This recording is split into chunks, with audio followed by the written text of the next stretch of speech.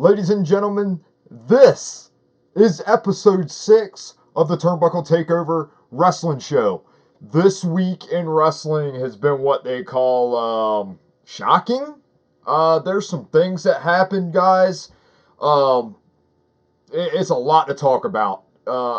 It is going to probably be the weirdest build to WrestleMania I've probably ever seen, maybe? Not sure. But this week, Super Showdown happened yesterday. This is Friday. I'm filming at 3:46 p.m. Thank you again for joining me last week. We had about 61 views. So that's 11 up from the week before. Cool. Take it. Like I said, as long as I stay above 50, I'm pretty happy. Thank you again to everybody for listening to the show.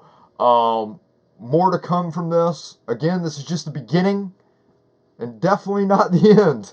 I'm having fun doing this. I've been consistent every week, putting podcasts out for you all.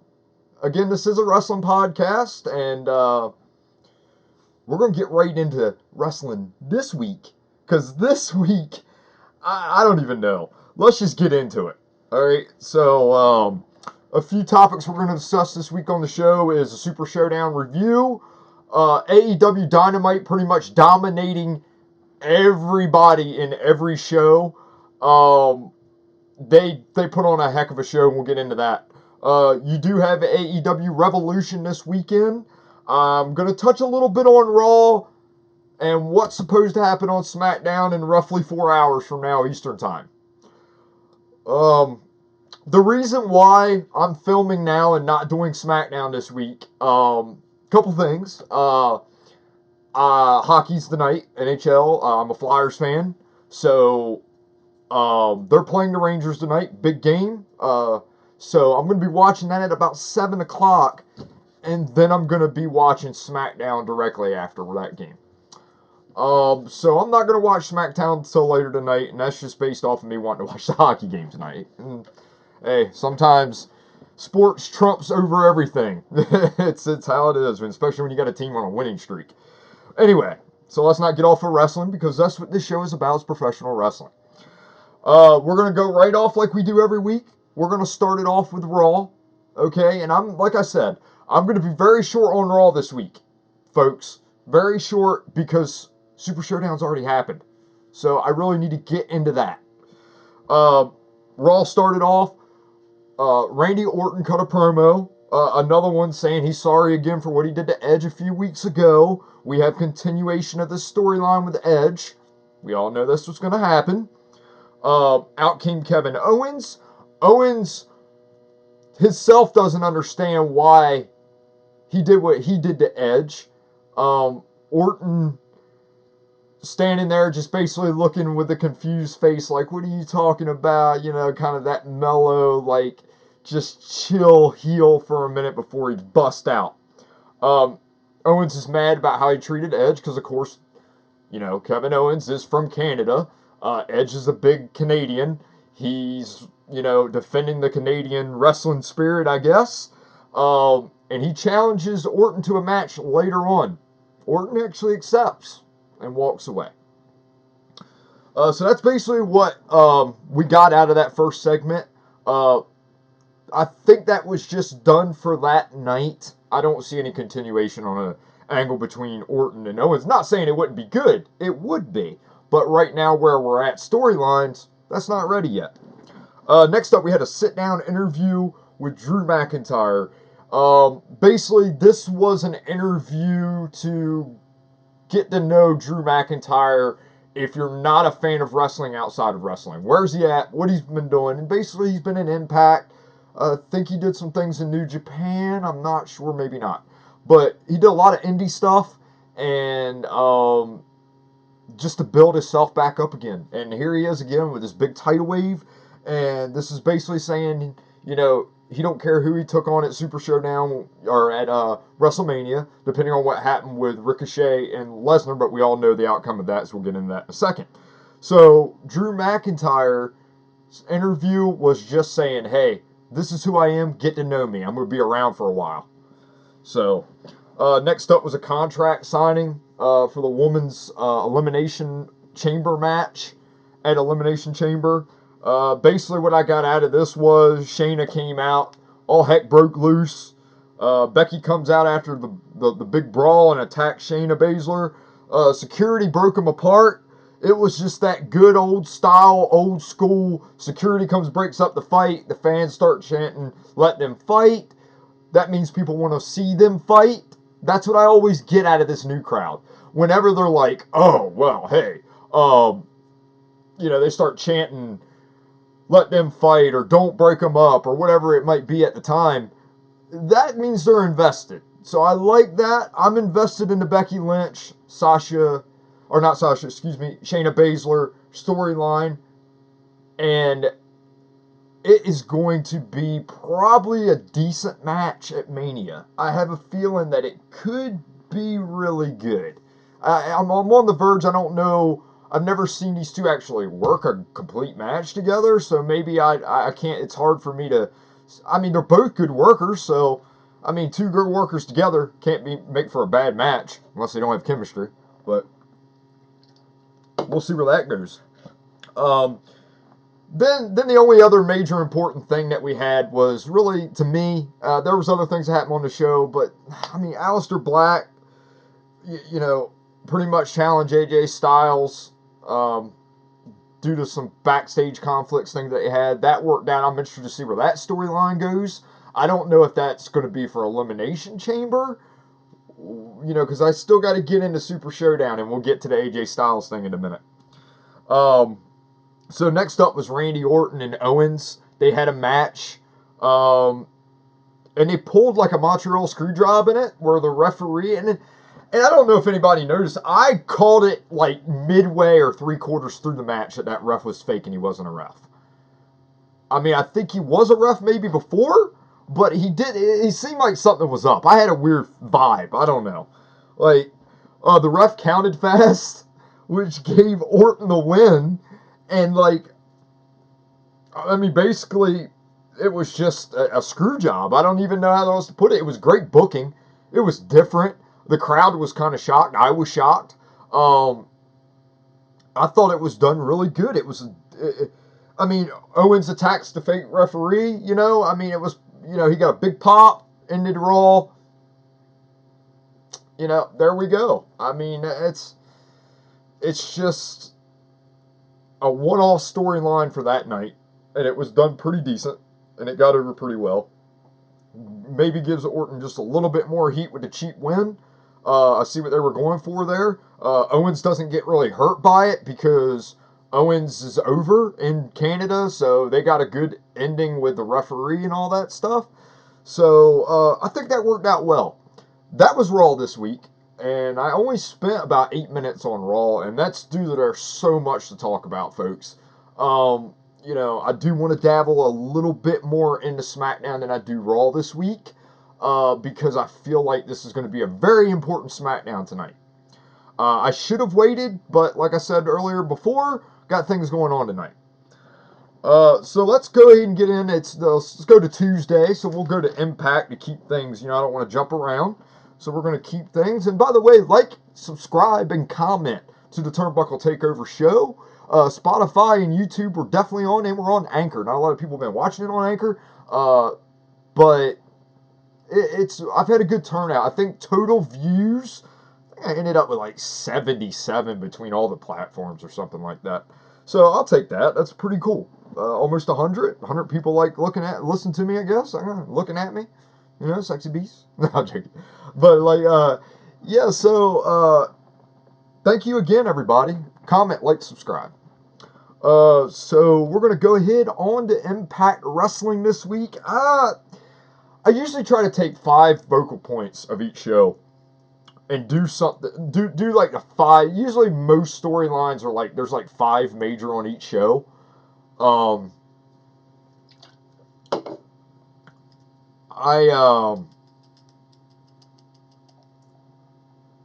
think I try to do that because they're the main reasons why we watch the shows.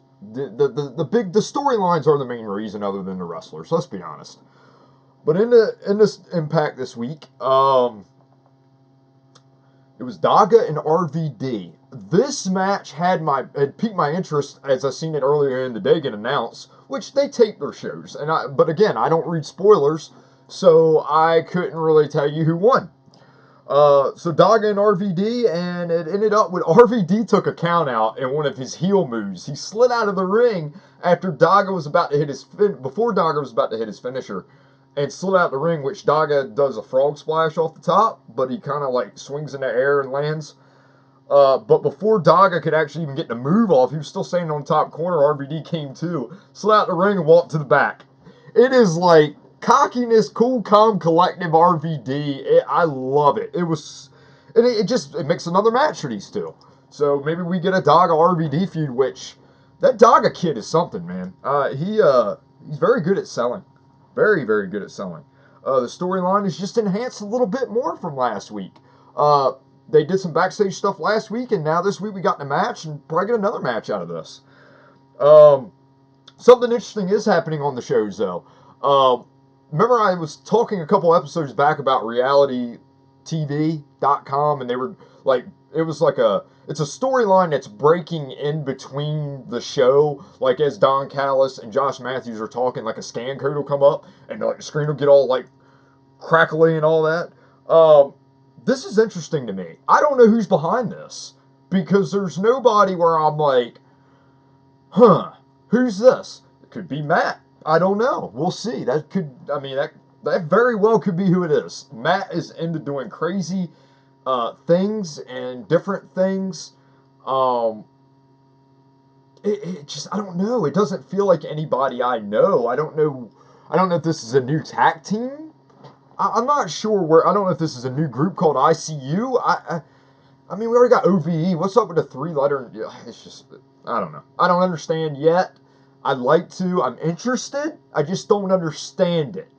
So we'll see where this whole internet hacking storyline goes.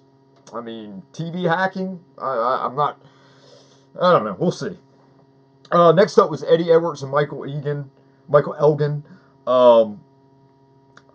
Elgin is just, I said it, I'll keep saying it. He's amazing. Basically, Eddie Edwards tied it up here. And now we got, basically it's tied. 2-2. Best of 5.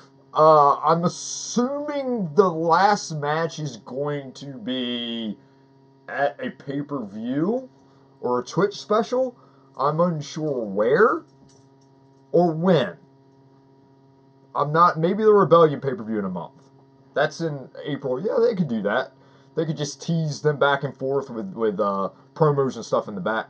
Yeah, so that's kind of where I see that whole Michael Elgin and Eddie Edwards work so well together. So very well together. This match, Best of 5, has been probably some of the best things Impact's done in a while.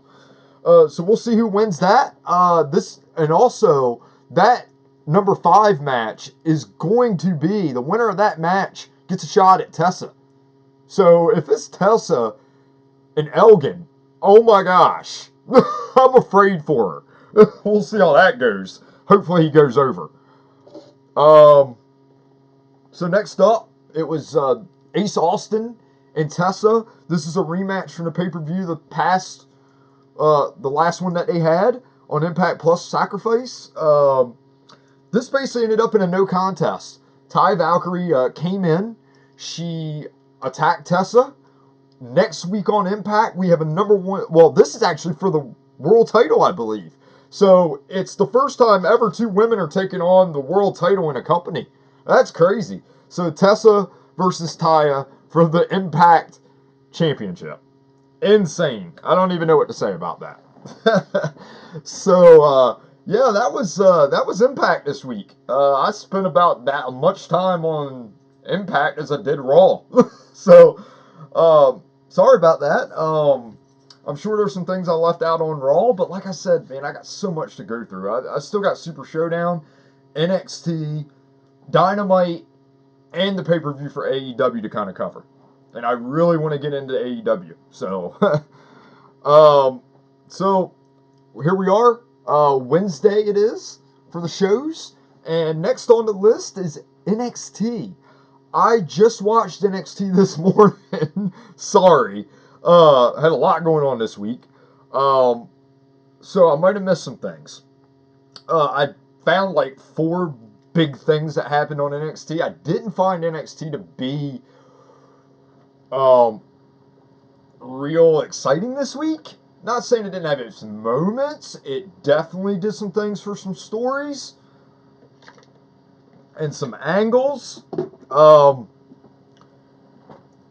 Let's start it right off. NXT, it was Cameron Grimes versus Dijakovic, and Cameron got the win. Wow, shock to me. Didn't see it coming. Priest helped him, and I was like, okay, now this is going to be good. It gives Priest something to do. Maybe he's joining with Cameron. I'm not sure. That would be cool, though. I'm digging it. They had nothing for Priest earlier, and now it feels like, okay, well, they've got something for him now, and that's all we need is something for everybody. Give somebody that's on the roster something to do. Just don't have them just doing random matches. That didn't get anywhere anyhow. So that was that match. We'll see where that goes. That looks like that could be a start of an angle maybe between Priest and Dijakovic. Very well could be.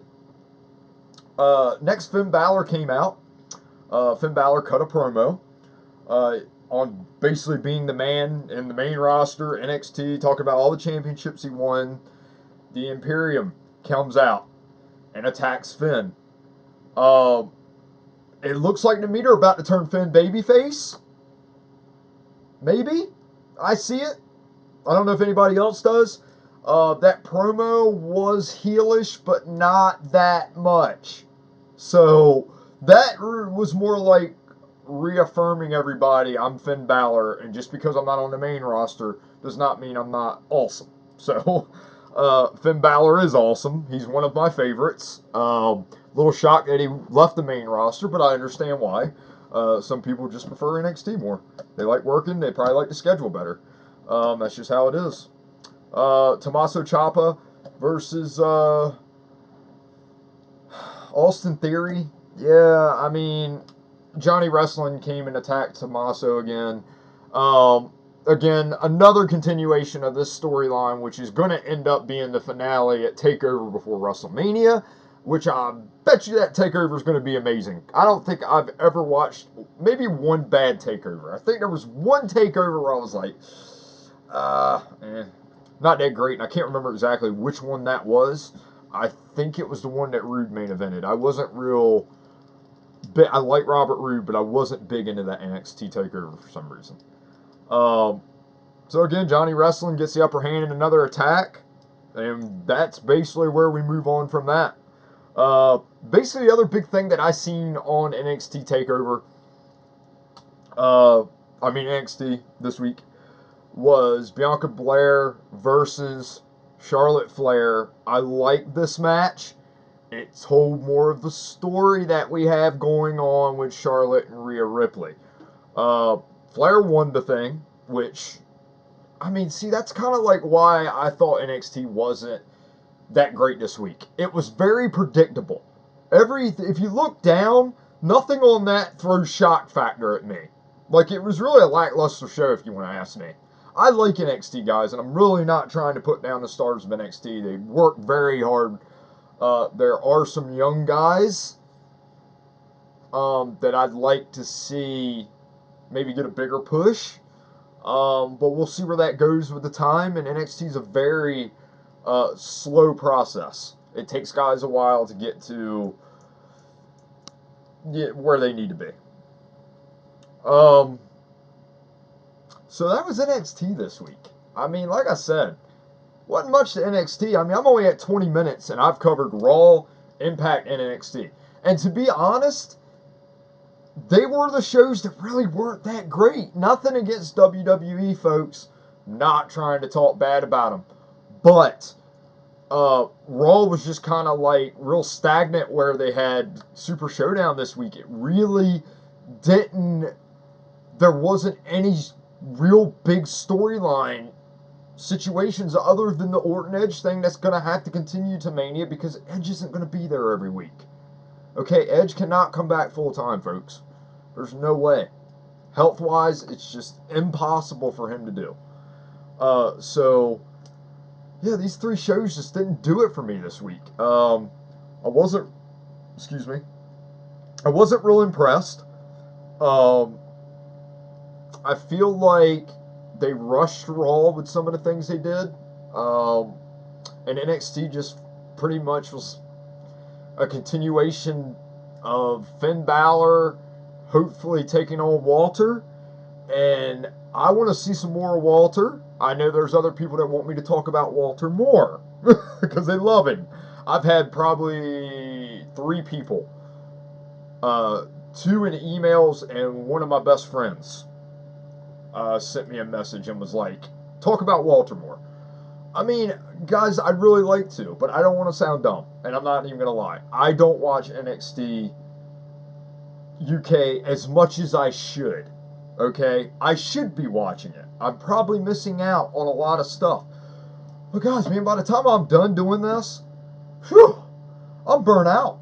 Like, I mean, it literally takes me about 3 hours or 4 hours to do all the research that I'd like to do for the show. I could even do more if I really want to get real down to it. But I know you guys don't want to hear me talk more than an hour and a half. I don't want to hear myself talk for an hour and a half. I don't want to hear myself talk for an hour. But it is what it is. So yeah, we're going to go ahead right now and get into AEW Dynamite. Now, this is where shit gets good. I don't mean to cuss.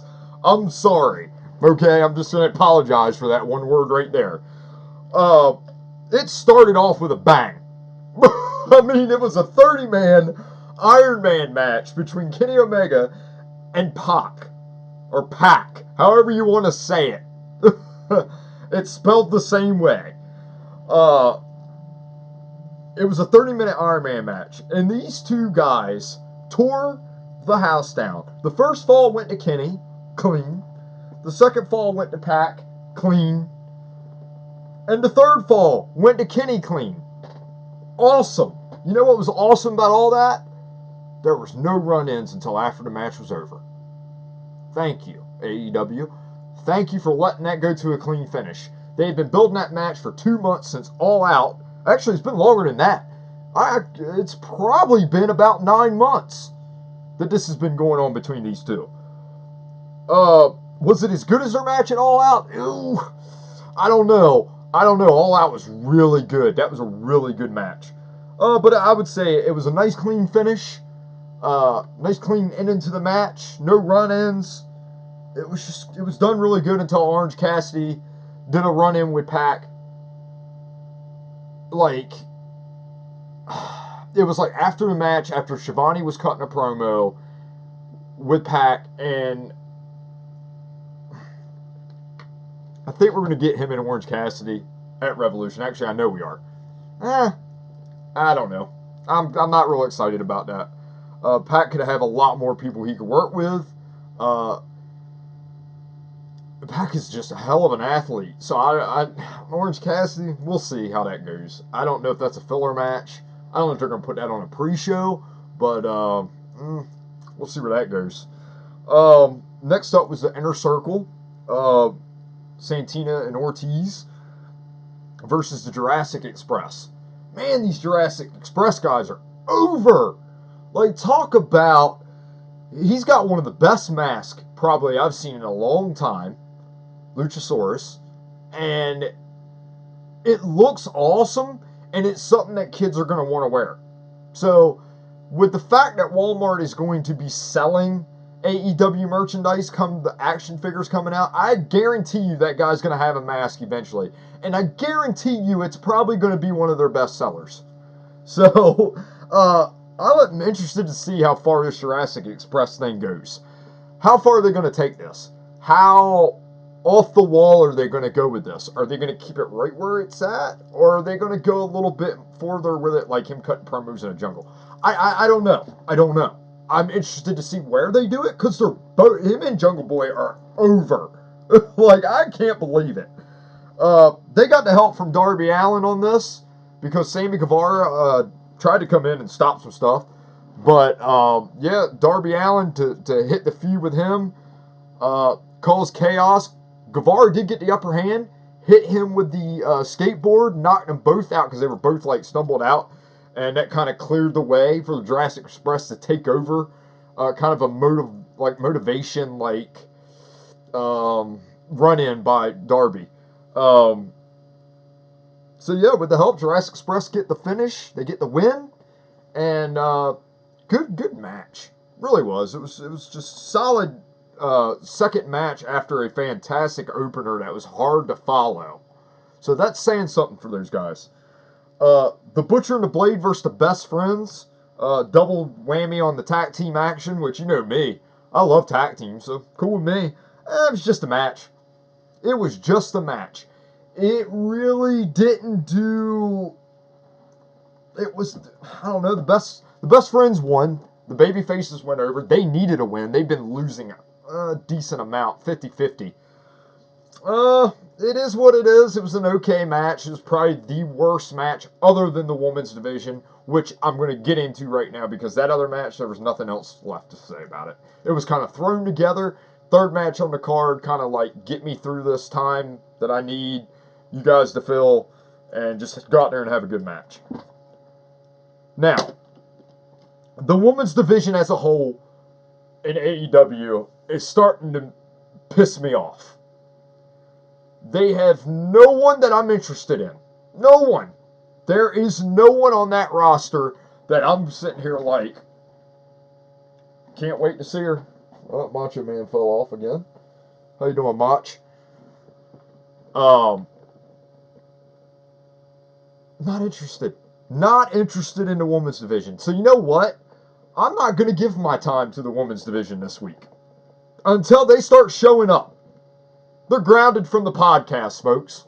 The matches are just, it was a fatal four-way with the Statlander girl and the Japanese girl. I didn't even write it down because I didn't care. It stunk so bad. Big Swole was in it too. It stunk. It stunk.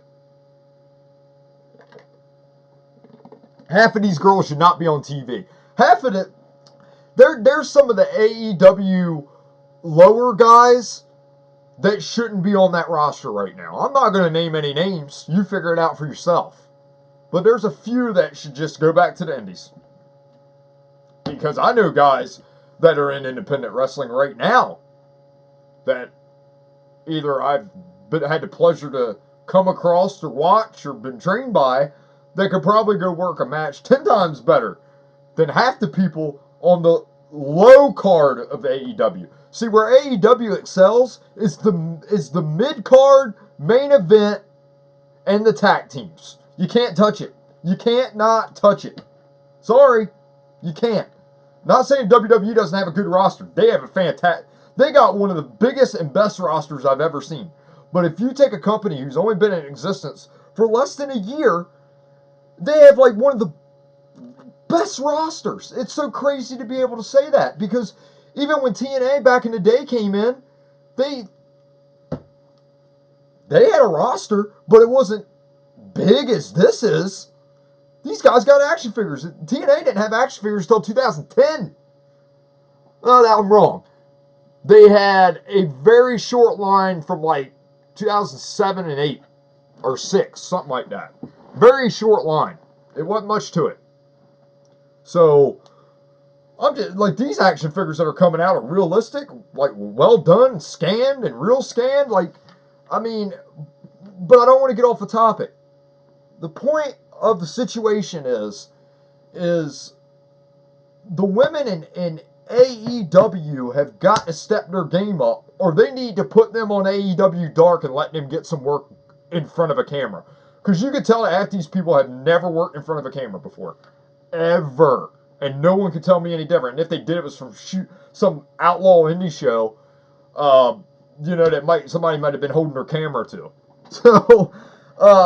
So my advice is to AEW, I'm not saying you can't not have a women's division. I just think they maybe need to like spin the ball back a little bit and just put it on AEW Dark until the women's division starts heating up, because there's only a couple that are over, and the ones that are over, I'm really not even into either. So other on AEW, like, it was just pure chaos way in for the belt. Moxley, Jericho, they did a bunch of things inside the ring. It was an all chaotic brawl between the Elite. Everybody and their grandmother came out. It was just one of those in the show brawls for the pay-per-view that's coming up Saturday for AEW. I unfortunately will not have any money for that. So I'm not going to be watching. $50 is a lot for me this time of year. Just can't afford it. It's just too much money. $50 is a lot of money for a pay-per-view. I like AEW, and I will do my best to maybe try to find a stream somewhere. I don't know. But we'll see. But that was AEW this week, Dynamite. Probably an 8 out of 10 show. I think everything was done well. The only reason I'm not really giving it a 9 is because of that crap women's match. So, again, I want to thank everybody for the Turnbuckle Takeover views. It's awesome time we're having here. Wrestling is amazing. I want to take a little break for a minute. I'm at 31 minutes. I've got 3 shows to cover, so we're doing pretty good. I'm trying to figure out maybe why in the world we got what we got yesterday. This is where we go into Super Showdown.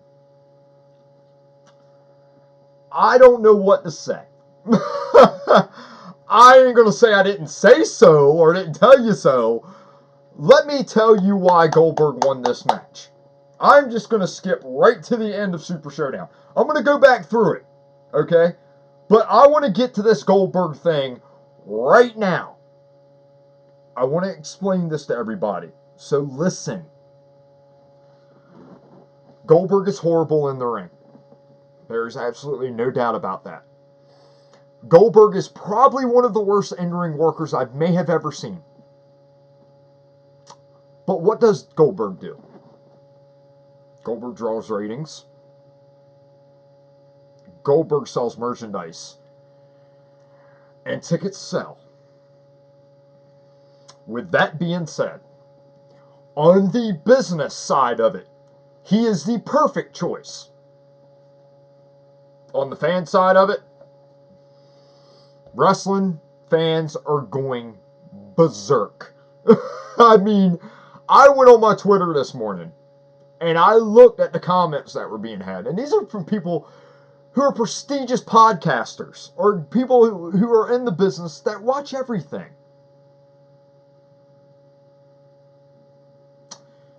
You guys have been covering podcasts for 20-some years and you don't get it?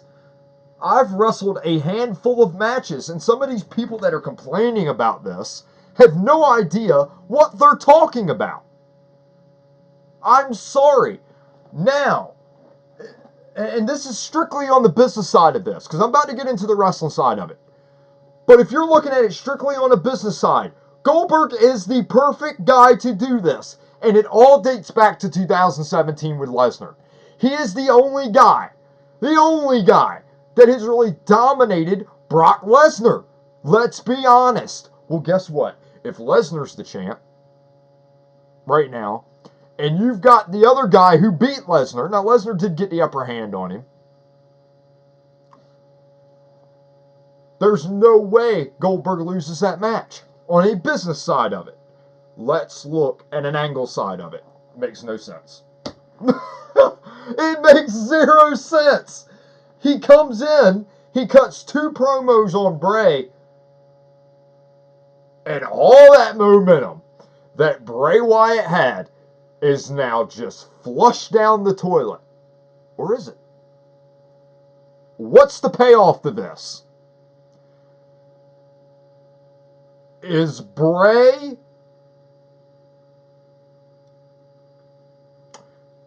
Is Bray going to go into a feud with Cena for Mania?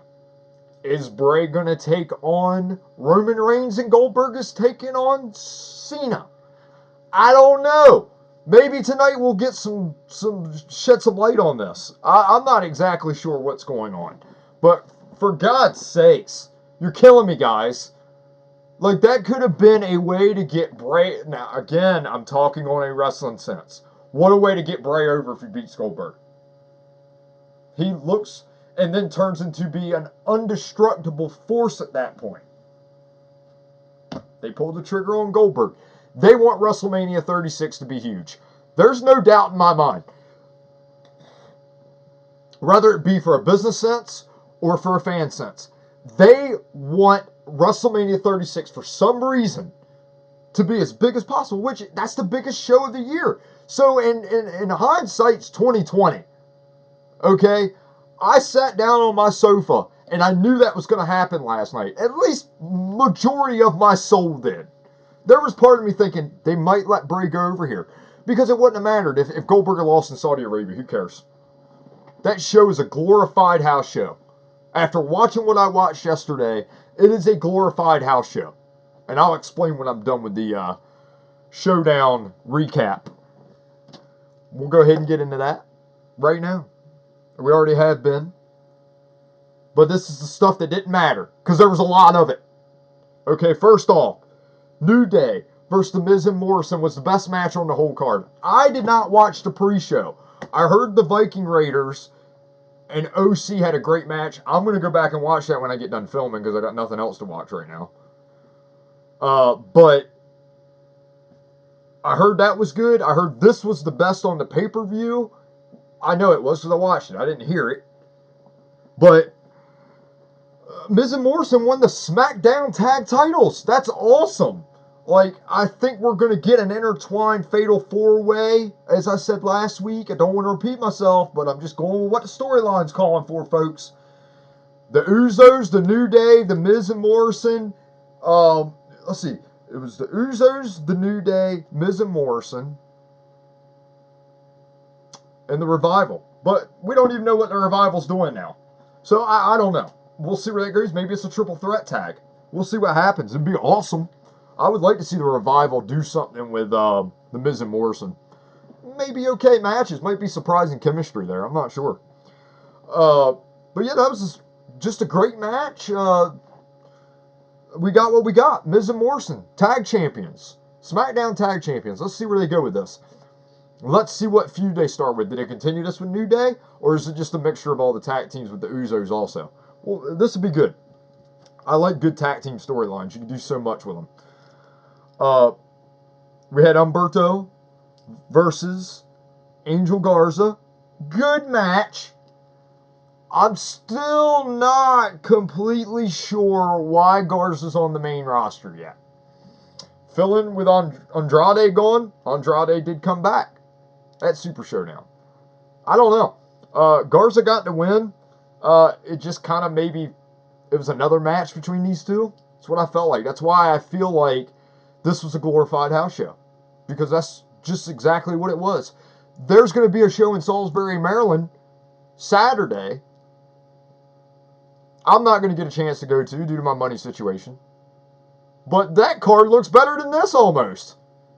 Like, God's sakes. And that's just the Raw roster.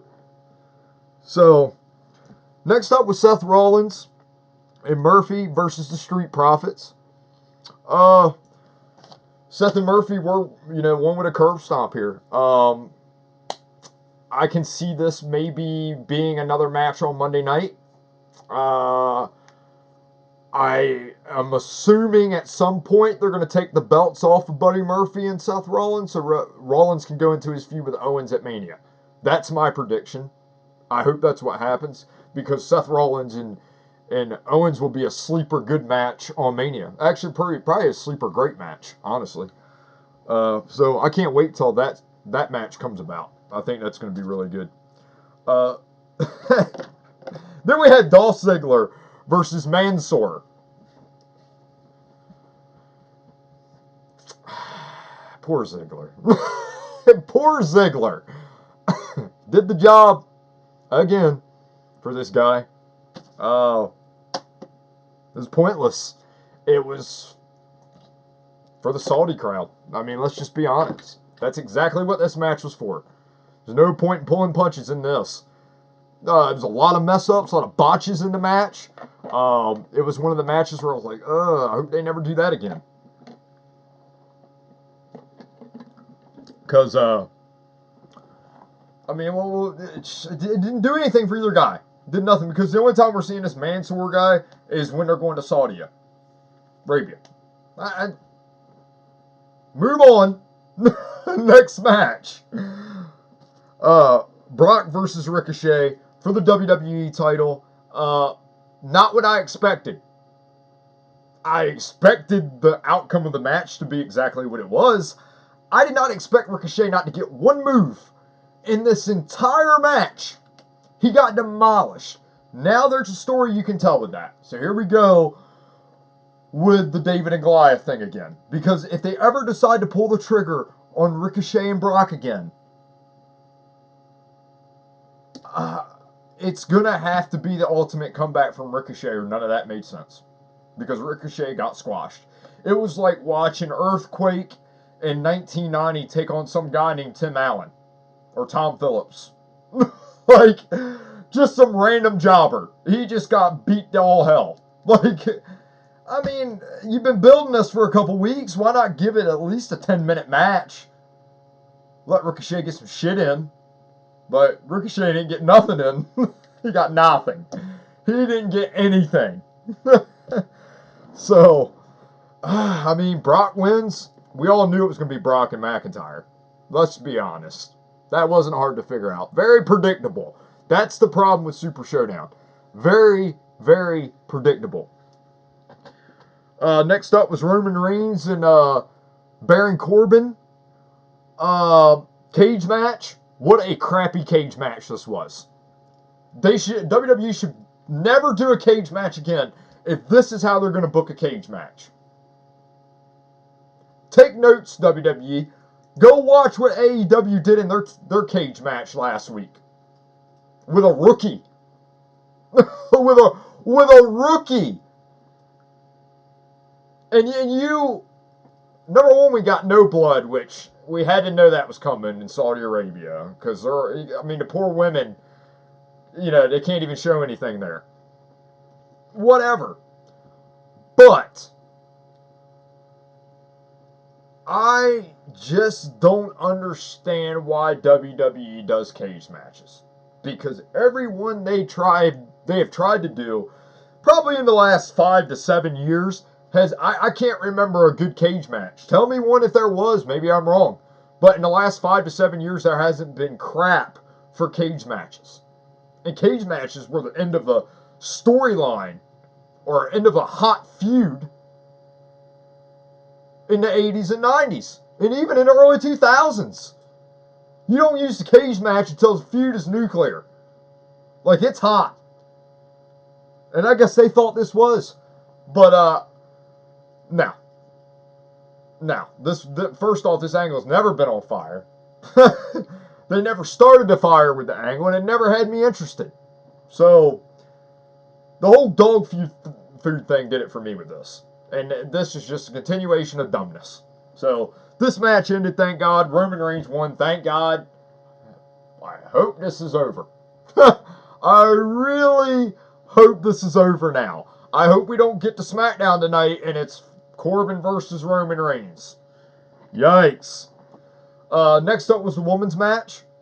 For the SmackDown women's title, we got a women's match in Saudi Arabia. It was Naomi versus Bayley. Another sloppy one, folks. They botched a lot of moves. It was very sloppy. I don't know if the guys have jet lag. I don't know if that plays a factor. The travel probably does, but they land there 2 days before, so that's not an excuse. Not an excuse. So, it was just a very sloppy match. That's what I have in my notes because that's what it was. Bayley got the win as she should have. Move on from here. We'll see. I don't know where it's going to go. I don't know who Bayley's going to take on at Mania. I don't know who Bayley's going to take on at Elimination Chamber, if she even does take on anybody. Could have a rematch from this crap hole. I don't know. I did talk about Goldberg and The Fiend. That was the last match on the card, and I did talk about that earlier. Goldberg hit 4 spears, a couple mandible claws from Bray, crappy jackhammer. There you go. Goldberg is your Universal Champion. Here's the cool thing. Tonight on SmackDown, we've got Cena and Goldberg. Interesting to watch SmackDown. Gonna be interesting to watch SmackDown. Because, oh guys, veterans, it's cool to watch the veterans. Me personally, I don't want Goldberg to win the title. That was a little crazy. But for storyline, because it didn't make any sense. Business, yes, I get it. But Goldberg sells merchandise. People who like WCW like Goldberg. Period. We can all like it or not. That's how it is. Goldberg sells tickets. So, we only have to deal with this for a couple months, folks. Because Goldberg's not gonna win at WrestleMania. I don't care who he takes on, he's not going to. Now, I want to touch on The Undertaker. And the reason I didn't talk about this match was because I don't consider it a match. I really don't. I know it was a 1, 2, 3. It was a match. But it was like, what did they do to Lashley? Losing to R-Truth. Get the hell out of here. Sorry for cussing. That's the stupidest thing I've ever seen. I saved this for the very end to talk about this. I like R-Truth. He is fantastic. Funny guy. But beating Lashley? Get out of here with that. How much, what else can they do to Bobby Lashley before Bobby Lashley is just done? Where he's just like, I don't want to do this no more. You're killing me. You're killing my character. You're just killing me. They're killing him. Absolutely killing him. Repackage him something, I don't know. But WWE, you stink when it comes to booking Bobby Lashley. It is the craziest thing. You have a legit athletic superstar who just needs a manager. That's it. It's as simple as that. Poor Andrade got pinned by Truth. Like, you kidding me? I guess that's payback for the suspension. Good grief. Undertaker won the daggone thing, if y'all didn't know. Everybody's seen it. Come out, he attacked AJ Styles. So guess what? We're getting Styles and the Undertaker at WrestleMania. What do you do? It's Undertaker versus Styles. Am I disappointed? Yes, I am. Because, ladies and gentlemen, I don't want anybody, including myself, to ever talk about Sting and Undertaker again, because it's never happening. And it's an unfortunate situation. Because what a match that you could market. I don't care if that thing lasted 5 minutes. The fact that Undertaker and Sting would be staring at each other in the ring at the same exact time. That's all you gotta do. Hulk Hogan had 5 moves. Body slam, elbow drop when he hit the 3, leg drop, big boot, chop.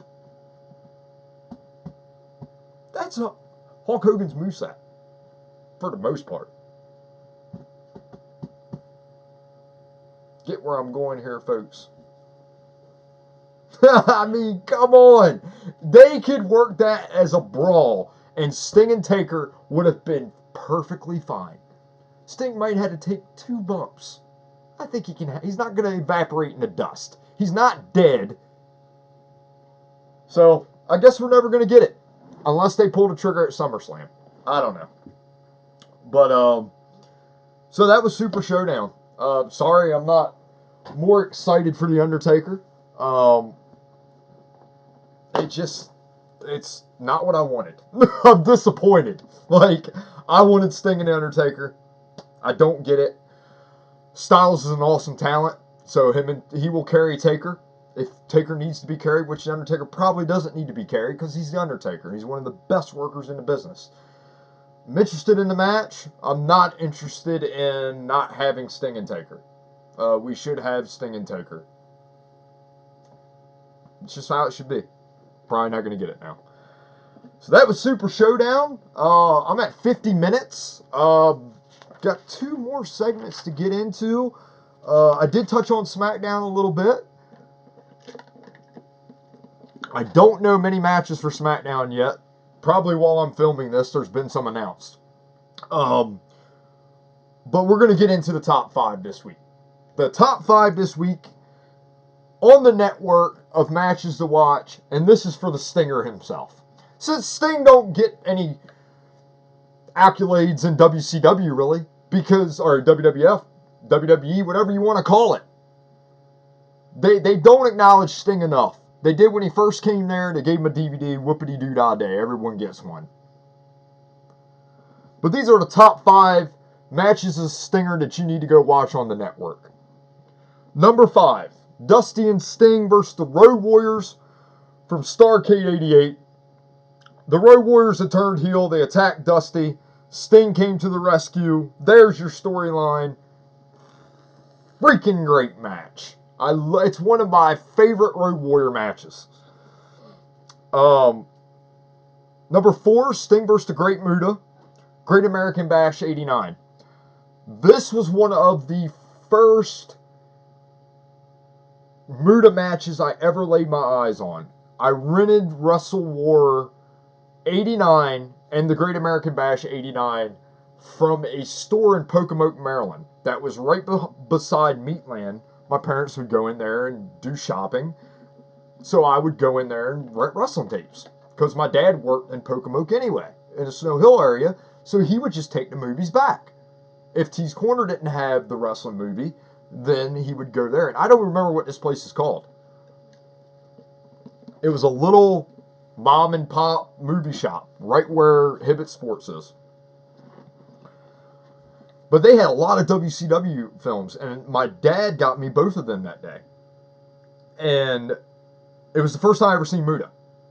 And I was amazed. From start to finish. The Great Muta is a guy that if there was ever going to be a WWE Japanese champion other than Shinsuke, it should have been Great Muta. Great Muta should have went to the WWE. Vince could have done so much with his character. It was perfect for WWE at the time. Like, Muta could have been like the dirty foreign heel for Hogan. It would have been awesome. It just would have been awesome. But Sting and Muta had great matches. And you can go find any Sting and Muta match, and it's good. It's the one guy Sting had very good chemistry with. Next up, number 3 on the list is Sting and Luger versus the Steiner Brothers from Super Brawl 1. This was all 4 of my WCW favorites in one ring at the same time, having a killer match. People could say what they want about the total package. Then, in this era, he was awesome. I don't know about his WWE stuff too much, but his WCW stuff between, I'd say, 88 to 92 was awesome. All of his matches were pretty good. He had good guys to help him carry him, too. But Sting and Luger, good tag team. And then it's in for number 2. Sting versus Luger from Super Brawl 2. So, we had the initial start of the angle at Super Brawl 1, where you started to get that feel that Luger was turning heel, and it lasted a whole year. Luger got the belt, Sting got hurt, it was all kinds of stuff, and then it all came together at Super Brawl 2 for the major payoff match. And even the match wasn't that good, it was still Sting versus Luger. So that was a big deal then. Right then, huge deal. One of my favorite WCW 92 matches, and it wasn't even that great. It was just the fact that, hey. So I struggled with this. And number 1, I put Sting vs. Flair from Clash of the Champions 1. I know I didn't put Vader on the list, because it was hard. I really went kind of at the beginning of Sting's career. I really didn't do much towards the end, because I felt like that's where Sting's best matches were. the King of Cable match with Vader, the strap match was awesome. I kind of put that into like a feud of its own. They had so many good matches, it was hard to pick one. But definitely put that as an honorable mention. But number one is Sting vs. Flair from Clash of the Champions, number one. That's the match that got Sting over. That's the match that put Sting on the map. Flair did a great job of getting the guy over. If the heels would go back and look at that match and watch Flair put Sting over and watch as that match goes how the crowd gradually gets louder and louder and louder because you watch Flair in your own eyes put the Stinger over. It was awesome. And even though it went to a draw, in a way, it got Sting over. So, with that being said, we are at the 55-minute mark. I've got one more thing to take care of, and that is AEW Revolution Saturday night, 7 o'clock Eastern Time, Bleacher Report Live. Again, I'm a little disappointed. Money's tight. I can't afford to really watch this. I'm upset. But I'm going to run the card down.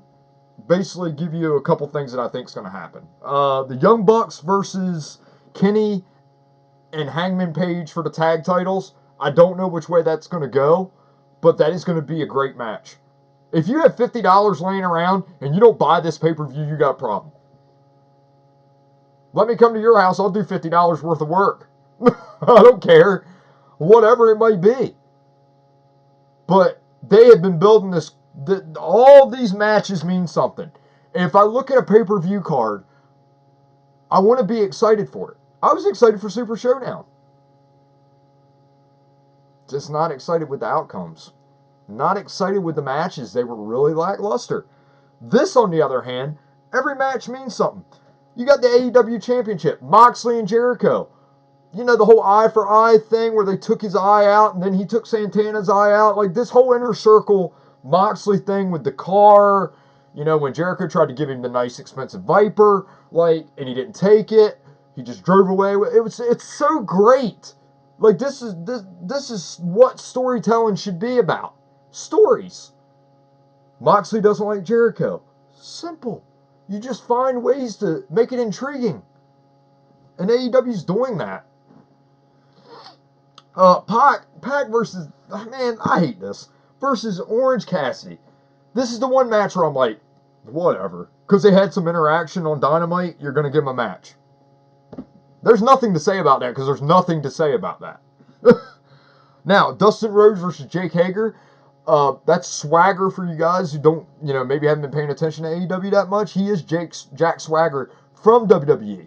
So, this is basically Inner Circle Dustin angle. Like, basically, he came out and said, Hager, you haven't wrestled any matches. Your MMA career's failed. Your pro wrestling career's failing. And it's been this feud. And this is what we get. They broke Dustin's arm. Or they tried to. This is where this all stems from. This is going to be a heck of a match, I think. Surprisingly better than a lot of people think it's going to be. Darby Allin versus Sammy Guevara. This is also another match that's been built. The word of the day is built. They built these entire stories. And now we get it right here. You get to see the finals 8. We're going to be moving on from these stories. So, Darby Allin and Sammy Guevara have literally been attacking each other for weeks. Darby Allin has been trying to help everybody against the Inner Circle. Here we go. The mid-carders in the two groups that are feuding, well, the one group that's feuding with all the baby faces has a match. That makes sense to me. It's just storylines. It makes sense. We got Nyla Rose versus Chris Statlander.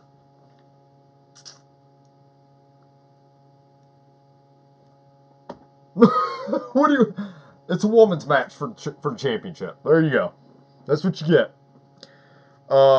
And then a pre-show match is going to be SCU versus the Dark Order. I don't really know where this is going to go. They have been feuding. Christopher Daniels could be joining the Dark Order. But I don't really see them splitting up SCU. So I don't know. I don't know. I just don't know. So we'll see where that goes. But this pay-per-view is stacked from top to bottom, pretty much. There's like one match that doesn't really mean anything. That's not bad for 8 matches. They'll add one. Probably a number 1 contenders for the tag titles. I'm thinking. So, that was the review for this week. Again, if you've got money Saturday night, pay $50 and order that pay-per-view because it's going to be worth it. So, thanks everybody again for listening. I hope I don't bore you. I hope you have fun listening to me. An every week podcast of wrestling, folks. I'm your host, Billy Bailey. Click, like, comment. Love you all. See you all. Billy's out.